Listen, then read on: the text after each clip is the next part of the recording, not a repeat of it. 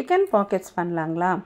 அதுக்கு போன்லெஸ்ஸாக சிக்கன் வாங்கிக்கோங்க. கட் பண்ணி அதில் கொஞ்சமாக உப்பும் மஞ்சள் தூள் போட்டு நல்லா ஒரு டம்ளர் தண்ணி ஊற்றி ஒரு 3லேருந்து 4 விசில் வேக வச்சு எடுத்துக்கோங்க.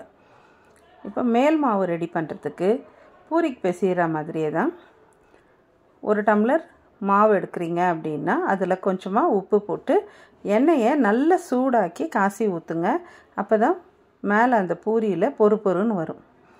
இப்போது உள்ளே செய்கிற ஃபில்லிங்க்கு ரெடி பண்ணலாங்களா? இந்த சிக்கனை வெந்ததுக்கப்புறம் அந்த வாட்டரை எடுத்து தனியாக வச்சுக்கோங்க. அந்த தண்ணியை வச்சு சூப்புக்கும் ரெடி பண்ணிக்கலாம், இல்லை சாதம் எதுனா தாளிக்கிறதா இருந்தாலும் செஞ்சுக்கலாம். இப்போது இந்த பேனில் ஆயில் நல்லா விட்டு கொஞ்சமாக சோம்பு போட்டு தாளித்து வெங்காயத்தை இதெல்லாமே லோ ஃப்ளேமில் தான் போடணும். வெங்காயம் போட்டு வதக்குங்க. வெங்காயம் ரொம்ப குக் ஆகிடக்கூடாது, கொஞ்சம் க்ரன்ச்சியாக இருக்கணும். அதில் மஞ்சள் தூள், மிளகாய் தூள், கொஞ்சம் வேணும்னா மிளகுத்தூள் கூட சேர்த்துக்கலாம். அது போட்டு அந்த வாசனை அடங்குற வரைக்கும் கலரினதுக்கப்புறம் அதில் இந்த உதுத்து வச்சுருக்கிற சிக்கனை அதில் சேர்த்துருங்க. சிக்கன் பீசஸ்ஸு ரொம்ப பொடியாக உதுக்காதீங்க, அப்போ தான் அது சிக்கன் ஃபில்லிங்கிறது தெரியும். அதில் கொஞ்சம் கரம் மசாலா போட்டு அதில் கொத்தமல்லி தழையும் போட்டு நல்லா கலரி இறக்கி கொஞ்சம் ஆறட்டோன்னு விட்டுருங்க. அதுக்குள்ளே சின்ன சின்ன பூரிங்களாக இது திரட்டி எடுத்துக்கோங்க. இந்த பூரியில் நீங்கள் என்ன மாதிரி மடிக்கணும்னு ஆசைப்பட்றீங்களோ அப்படி மடிச்சுக்கலாம். இப்படி இந்த பக்கமாகவும் மடிக்கலாம், இல்லை வேறு மாதிரி சமோசாவாகவே மடிக்கணுன்னாலும் இதில் மடிச்சுக்கலாம். மைதாவை கொஞ்சம் தண்ணி ஊற்றி பேஸ்ட் ரெடி பண்ணிவிட்டு இந்த ஃபில்லிங் எதுவும் வெளியில் வந்துடாமல் இருக்கிறதுக்கு அதில் ஒட்டி நல்லா ஒட்டிடுங்க.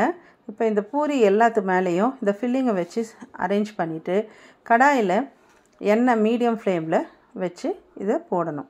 ரொம்ப ஹை ஃப்ளேமில் வச்சு போட்டிங்கன்னா எல்லாம் சீக்கிரமே கருகி போயிடும், நல்லா கிறிஸ்பியாக வராது உங்களுக்கு. ஸோ அதனால் இந்த பாக்கெட்ஸ் ஒன்றும் இந்த மாதிரி ரெடி பண்ணி வச்சுக்கோங்க. வச்சுக்கிட்டு இப்போது கடாயை வச்சு எண்ணெய் ஊற்றிடலாங்களா? எண்ணெய் ஊற்றினதுக்கப்புறம் எண்ணெய் நல்லா சூடு ஏறட்டும் முதல்ல, அப்புறமா ஃபுல்லாக ஸ்லோ பண்ணிக்கோங்க. இந்த சமோசா மாதிரியே மடிச்சிருக்கேன். இப்போ எப்படி வேணாலும் நமக்கு விருப்பப்பட்ட ஷேப்பில் மடிச்சுக்கலாம், இல்லை ரோல் மாதிரியும் பண்ணிக்கலாம். இது